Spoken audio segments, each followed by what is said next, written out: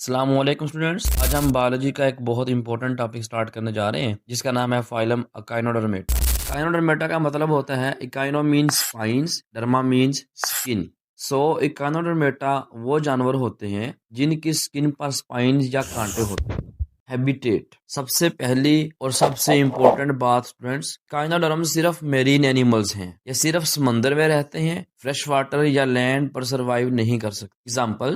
Common examples देखते हैं। Starfish, sea urchin, little star, sea cucumber, एक अर्चिन। आपने स्टारफिश या सी अर्चिन पिक्चर्स में जरूर देखी होगी। ये सब इसी फाइलम के मेंबर्स हैं।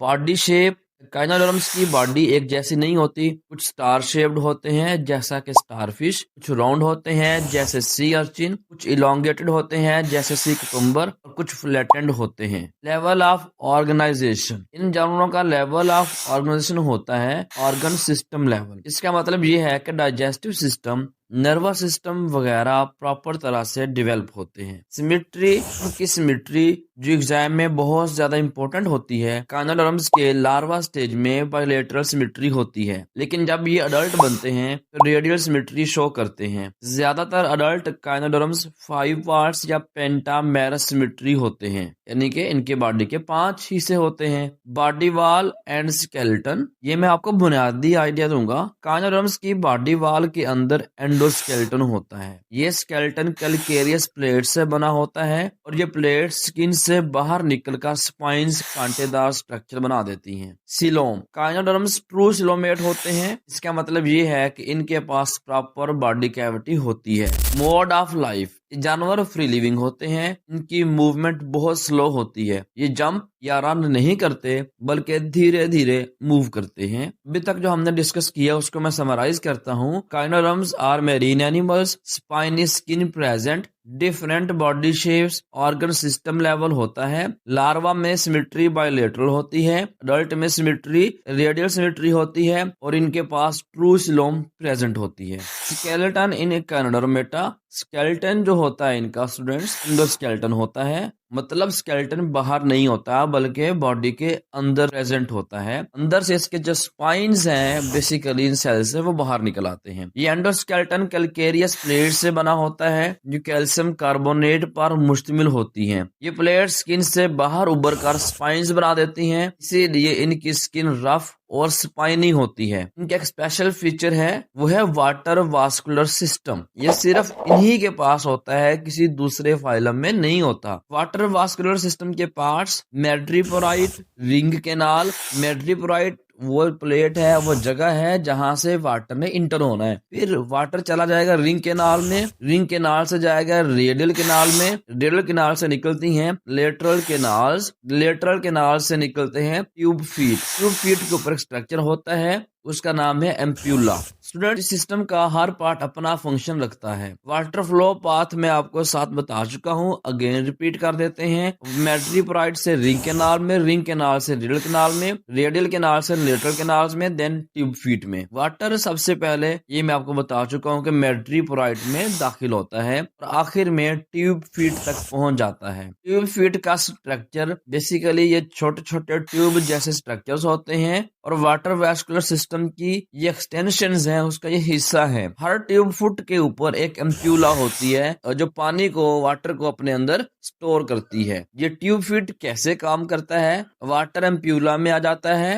एम्प्यूला से ट्यूब फीट बाहर निकल आता है, सरफेस से अटैच होता है जहां उसने मूव करना है। जैसे ही वाटर वापस निकल जाएगा, ट्यूब फीट बॉडी को अपनी तरफ खींच लेता है, उस तरफ खिंच जाती है जिस तरफ वो पाँव आगे अटैच हो गया था। इस तरह बॉडी जो है उस डायरेक्शन में मूव करती है। और यहाँ जो रोल देखा गया है वो सिर्फ पानी के प्रेशर का है, जिसकी वजह से ये मूवमेंट क्रिएट करते हैं। लोकोमोशन इनकी अभी हमने डिस्कस किया, ये ट्यूब फीट के जरिए से होगी। और ये ट्यूब फीट जो होते हैं बेसिकली ये प्रॉपर वॉकिंग या रनिंग के लिए नहीं है, बॉडी को आगे हरकत देने के लिए या धकेलने के लिए है, वाटर प्रेशर के जरिए से। और इसका फंक्शन वाटर वैस्कुलर सिस्टम का अब क्या होगा, इसमें एक से ज्यादा फंक्शंस हैं, सिर्फ लोकोमोशन नहीं है। लोकोमोशन भी है, फीडिंग भी है, अटैचमेंट भी है और माइनर सा रोल रेस्पिरेशन में भी है। इसलिए वाटर वैस्कुलर सिस्टम काइनोडर्म्स के लिए बहुत इंपॉर्टेंट होता है। अभी हमने क्या डिस्कस किया, एंडोस्केलेटन इनमें है, स्केलेटन कैल्केरियस प्लेट से बना होता है, स्किन के ऊपर स्पाइंस हैं, वाटर वैस्कुलर सिस्टम इनमें पाया जाता है, मूवमेंट ट्यूब फीट के जरिए से होती है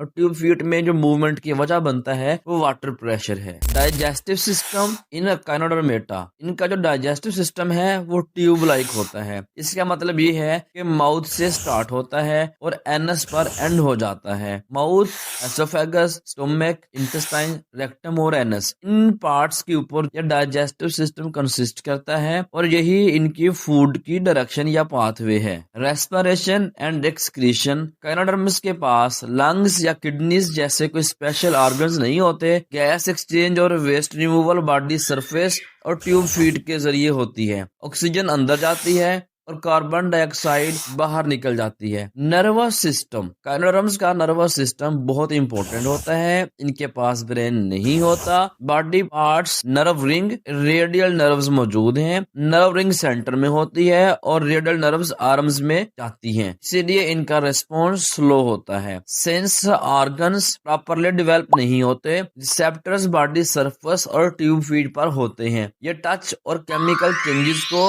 महसूस कर सकते हैं। रीजनरेशन बहुत इंपॉर्टेंट है। काइनोडर्म्स की एक बहुत स्पेशल एबिलिटी होती है रीजनरेशन। अगर स्टारफिश का आर्म कट जाए तो वो आर्म दोबारा ग्रो हो जाता है। कभी कभी एक आर्म से पूरा नया स्टारफिश भी बन सकता है। रिप्रोडक्शन, सेक्सुअल रिप्रोडक्शन ज्यादा कॉमन होती है। मेल और फीमेल अलग अलग होते हैं, इसलिए ये यूनिसेक्सुअल कहलाते हैं। कुछ केसेस में एसेक्सुअल रिप्रोडक्शन भी होती है, बॉडी डिवीजन और रीजनरेशन के जरिए से। अभी डिस्कस किया हमने tube like digestive system, no special respiratory system, respiration through body surface and tube feet, simple nervous system, no brain, strong regeneration power, sexual and asexual reproduction दोनों होती है। Development in echinodermata, students triploblastic ये होते हैं। इसका मतलब ये है कि इनके एम्ब्रियोज में 3 जर्म लेयर्स बनती हैं, एक्टोडर्म, मीजो और एंडोडर्म। काइनोडर्म्स ड्यूटेरोस्टोम्स होते हैं। इसका मतलब ये है कि ब्लास्टोपोर से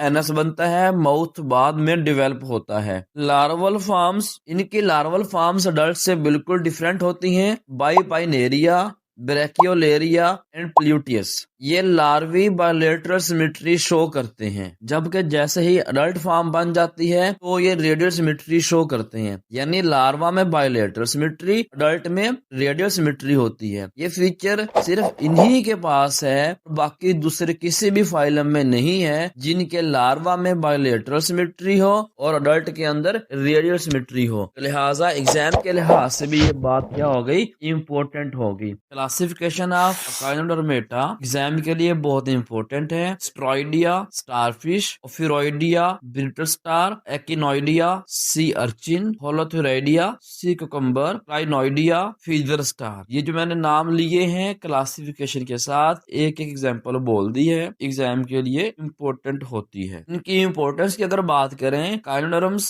बहुत इंपॉर्टेंट फूड चेन का पार्ट होते हैं। सम स्पीशीज फूड के तौर पर यूज होती हैं, रिसर्च में यूज होते हैं। हार्मफुल इफेक्ट्स इनके हैं, जैसा कि crown of thorns starfish coral reefs को डैमेज करती हैं। बाकी तमाम फाइलम से ये डिफरेंट क्यों हैं, उसकी रीजन ये है, इनके पास अडल्ट में रेडियल सिमेट्री है, वाटर वैस्कुलर सिस्टम है, एंडोस्केलेटन होता है और सिर्फ मैरीन में ये पाए जाते हैं और इनका एंडोस्केलेटन बाकियों से डिफरेंट होता है। एग्जाम के लिए टिप्स ये हैं कि वाटर वैस्कुलर सिस्टम इसका बहुत इंपॉर्टेंट है। सिमेट्री चेंज जीन में जो होती है, लार्वा में और है, अडल्ट में और है, कॉमन एमसीक्यू है। रीजनरेशन शॉर्ट क्वेश्चन के लिए बहुत इंपॉर्टेंट है। क्लासिफिकेशन का डायरेक्ट क्वेश्चन भी पूछा जा सकता है और ये एमसीक्यू में भी आ सकती है। इस तरह हम फाइलम काइनोडर्मेटा को कंप्लीट कर चुके हैं। अगर आपको लेक्चर समझ आ गया है प्लीज रिवाइज जरूर कीजिएगा और नेक्स्ट क्लास में हम अगले फाइलम को स्टार्ट करेंगे। अगर वीडियो पसंद आई है तो लाइक, सब्सक्राइब और शेयर लाजमी कीजिएगा। जज़ाकल्लाहु खैरा, अल्लाह हाफिज।